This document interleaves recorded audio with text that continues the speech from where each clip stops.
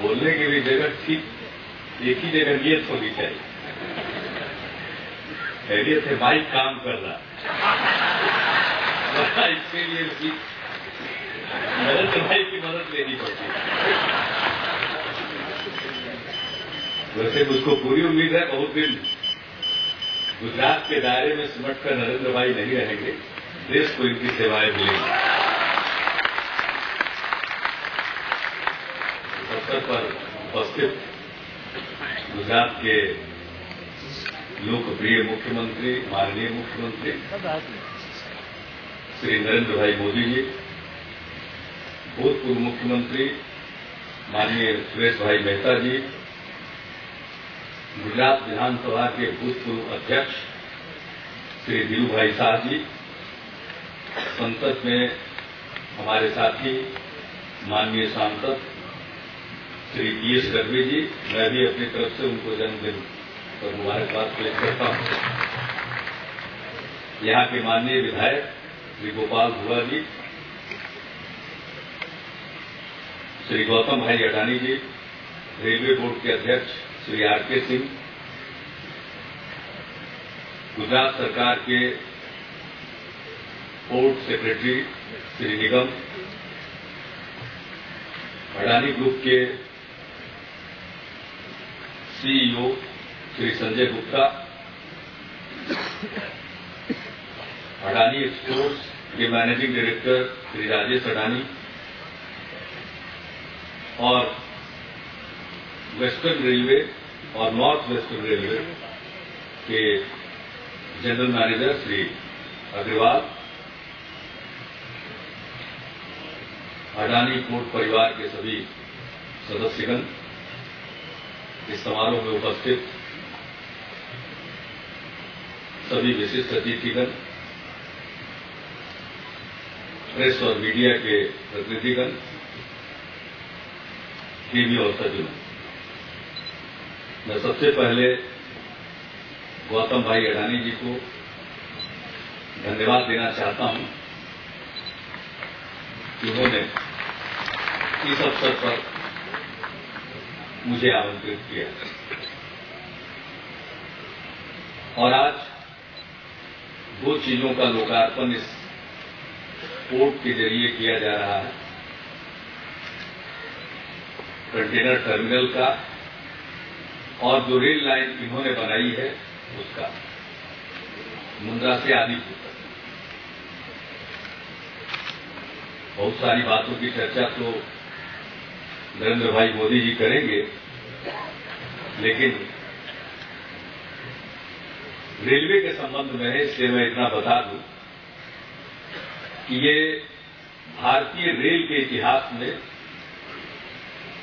यानी आजादी के बाद से, जब से उसके पहले जो रेलों का स्वरूप था उसमें बदलाव आया आजादी के बाद से, और भारतीय रेल कहलाई इंडियन रेलवेज, तो उसके इतिहास में यह एक पहला प्रयोग हुआ है प्राइवेट सेक्टर में रेल लाइन के निर्माण का। इन्होंने रेल लाइन का निर्माण किया, 57 किलोमीटर रेल लाइन का, लेकिन ये रेलगाड़ी उस पर नहीं चला सकते, रेलगाड़ी तो रेलवे ही चलाएगी, लेकिन जितना सुनने में आसान है उतना इसको व्यावहारिक स्वरूप लेने में उतनी ही कठिनाई।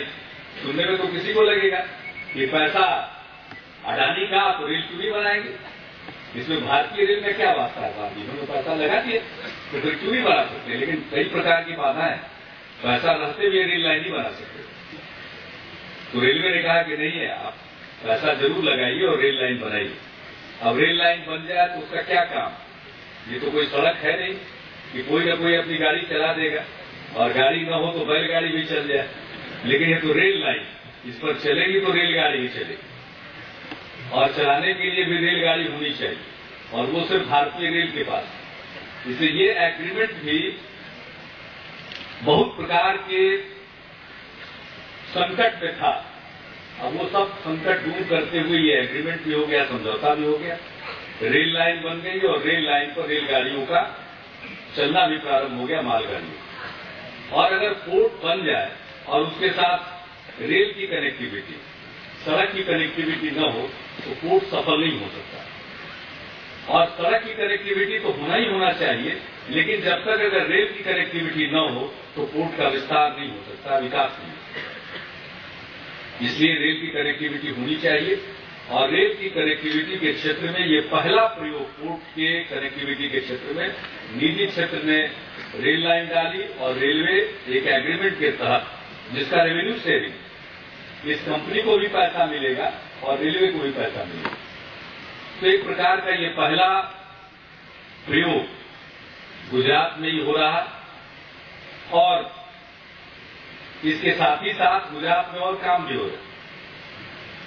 मैं सिर्फ रेलवे से संबंधित बातों की चर्चा कर रहा हूं, बाकी अन्य बातों का तो अनेक काम हो रहा है। इंफ्रास्ट्रक्चर के क्षेत्र में विकास हो रहा।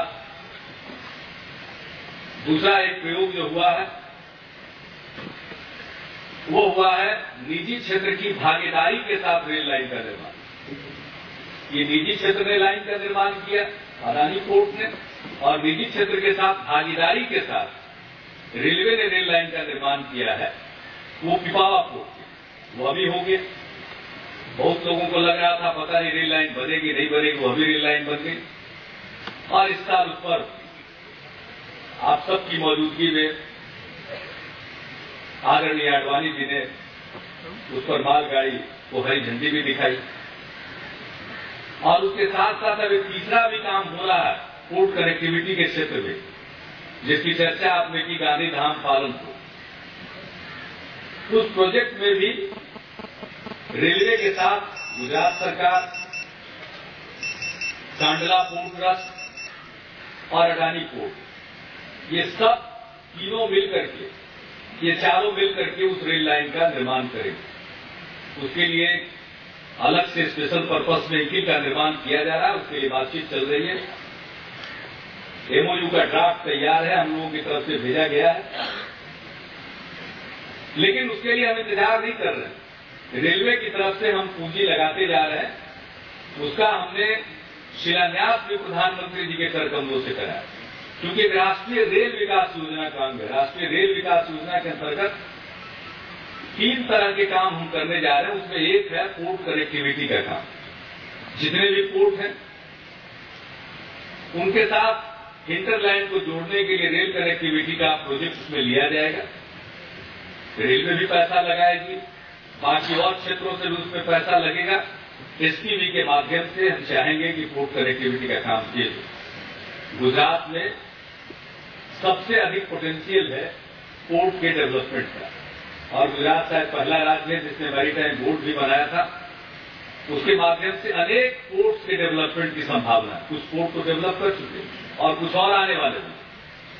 तो इन सबों के साथ कनेक्टिविटी के लिए हमारा प्रस्ताव है। चाहे पोर्ट कनेक्टिविटी का कोई भी प्रस्ताव होगा, हम अपनी तरफ से उसको सहज स्वीकार करेंगे। इतना हम गुजरात सरकार को और खास करके माननीय मुख्यमंत्री जी को हम आश्वस्त करना चाहते हैं। गुजरात तरक्की कर रहा है, ये कोई मामूली बात नहीं है। इस इलाके में मुझको कृषि मंत्री के रूप में भी आने का मौका मिला था जब यहां भूकंप हुआ, और उन दिनों कृषि मंत्रालय के साथ ही भारत सरकार का डिजास्टर मैनेजमेंट जुड़ा रहा। तो उस नाते क्योंकि संसद में उससे संबंधित सवालों का जवाब देना तो मैं आया था, लेकिन इतने कम समय में जिस प्रकार से पुनर्निर्माण का काम हो रहा है, इसके लिए मैं गुजरात वासियों को सलाम करता हूं और गुजरात सरकार को, जिसका नेतृत्व नरेंद्र मोदी जी कर रहे हैं, उनको मैं साधुवाद देना चाहता हूं, बधाइयां देना चाहता हूं। बहुत काम हो रहा है गुजरात। अब गुजरात की बाहर एक अलग छवि, खास करके नरेंद्र भाई मोदी जी की एक अलग छवि प्रचारित की जाती है, लेकिन मैं नहीं जानता उनसे इनका कोई नुकसान नहीं होता है इससे।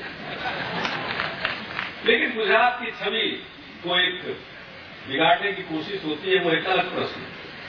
लेकिन जो कुछ भी गुजरात में हो रहा है उसका उतना प्रचार नहीं होता है जितना प्रचार होना चाहिए। अब दूसरे लोगों को ये दिखाई पड़ रहा है कि गुजरात में रिकंस्ट्रक्शन का काम, पुनर्निर्माण का काम इतनी तेजी से चल रहा है, लेकिन हम सब लोगों को दिखना चाहिए, देशवासियों को भी दिखना चाहिए। अब जो कुछ भी हुआ वह तो एक दाग है, बदनुमा धब्बा, लेकिन हम अगर उसी को याद करते रहें और बाकी चीजों को भूल जाए तो यह भी ठीक नहीं। जो काम हो रहा, बड़े पैमाने पर यहाँ इंफ्रास्ट्रक्चर के डेवलपमेंट का काम हो रहा, सारी चीजों के डेवलपमेंट का काम हो रहा है। इसके लिए मैं गुजरात सरकार को बधाई देना चाहता हूं और गुजरात के लोगों में दम, कच्छ के लोगों में खास करके दम, और देश को इस पूरे कच्छ के इलाके पर नाज है। मैं अपनी तरफ से इतना ही आपको आश्वस्त करना चाहता हूं कि रेलवे से इस विकास में, आपकी विकास यात्रा में जो भी सहयोग की आवश्यकता होगी, हम पीछे नहीं रहेंगे। कोई भी पोर्ट कनेक्टिविटी का प्रस्ताव आएगा उसको हम सहर्ष स्वीकार करेंगे। और अनेक काम हुए हैं, उसकी चर्चा आज करने की यहां आवश्यकता नहीं, उसका वक्त भी नहीं है। आप और हम सब माननीय नरेंद्र मोदी जी को सुनना चाहते हैं, इसलिए मैं ज्यादा वक्त नहीं लेना चाहता हूं। ये विश्वास दिलाते हुए मैं अपनी बात समाप्त करूंगा और खास करके इस अवसर पर मैं गौतम भाई अडानी जी को और उनके समस्त पोर्ट परिवार को मैं आज के अवसर पर पूरी शुभकामना अपनी तरफ से देता हूं। और एक बात उन्होंने कही है जिसको रिस्पॉन्ड करना शायद मुनासिब होगा। इन्होंने कहा है कि इसको एक ऐसा कॉरिडोर बनाया जाए गांधीधाम पालनपुर, यहां से लेकर के पंजाब तक, ताकि हम डबल डेकर कंटेनर चला सके, ट्रेन चला सके। तो आपको जान करके ये खुशी होगी कि हमारे राष्ट्रीय रेल विकास योजना के अंतर्गत पोर्ट कनेक्टिविटी की जो हमारी योजना है उसमें यह प्रस्ताव हम लोगों ने रखा है और जरूर हम इस पर विचार कर रहे हैं और हम लोगों की इच्छा भी होगी ताकि एक ही ट्रेन में और माल चला जाए और कंटेनर चले जाए, तो उससे देश के आर्थिक विकास में मदद मिलेगी। माल गंतव्य तक ज्यादा पहुंचेगा, जल्दी पहुंचेगा। और ये जो पूरी राष्ट्रीय रेल विकास योजना हमारी इसलिए है कि हम इंफ्रास्ट्रक्चर को, रेल इंफ्रास्ट्रक्चर को इस लायक बना दें कि यात्री गाड़ियों की बात मैं नहीं कह रहा हूं, मैं तो चाहता हूं माल गाड़ियां 100 किलोमीटर प्रति घंटे की रफ्तार से चले। आज माल गाड़ी मंथर गति से चलती है, यात्री गाड़ी आगे चलती है। हम तो चाहते हैं माल गाड़ी भी अपने रास्ते चलती रहे, यात्री गाड़ी भी चलती रहे, कोई किसी से बाधित न हो। हम तो उस प्रकार का रेल तंत्र विकसित करना चाहते हैं। और मैं शुक्रगुजार हूं आदरणीय प्रधानमंत्री श्री अटल बिहारी वाजपेयी का, उन्होंने हम लोगों के प्रस्ताव को स्वीकार किया और राष्ट्रीय रेल विकास योजना एक नॉन बजटरी इनिशिएटिव है और 15,000 करोड़ रुपए का उन्होंने स्वीकृत किया। तो उसके अंतर्गत गुजरात का बहुत सारा काम रेल प्रोजेक्ट का संभव हो पाएगा। इन्हीं शब्दों के साथ मैं एक बार पुनः आप सबको धन्यवाद देता हूं और गौतम भाई अडानी जी को विशेष तौर पर मैं इस अवसर पर अपनी शुभकामना देता हूं। नरेंद्र भाई मोदी जी को मैं अपनी पूरी बधाइयां देता हूं, इन्होंने जो प्रगति में नई छलांग लगाई है और गुजरात का विकास देश के विकास में सहायक है और गुजरात का विकास होगा तो देश विकसित होगा। इन्हीं शब्दों के साथ आप सबको पुनः धन्यवाद।